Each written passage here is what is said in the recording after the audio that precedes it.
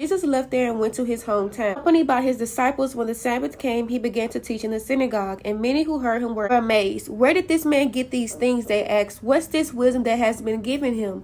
What are these remarkable miracles he is performing? Isn't this the carpenter? Isn't this Mary's son and the brother of James, Joseph, Judas, and Simon?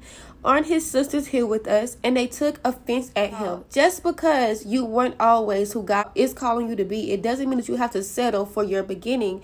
When God says, I know your beginning from your end, it means that your beginning may not look like your end. In fact, it may look completely different, but that's okay. And a lot of people don't move. A lot of people don't step into their purpose because you are scared to become. Baby, when you plant a seed, it doesn't stay a seed forever. It eventually has to grow and sprout. So just because you go through a season of planting and being buried, it doesn't mean that you're not going to flourish into that beautiful creation that God has called you to be. Don't be complacent in where you came from or what you currently look like, because God is not a respecter of man. He'll use anybody, he'll raise up anybody. But a lot of times we stop ourselves from being used because we aren't allowing God to transform us.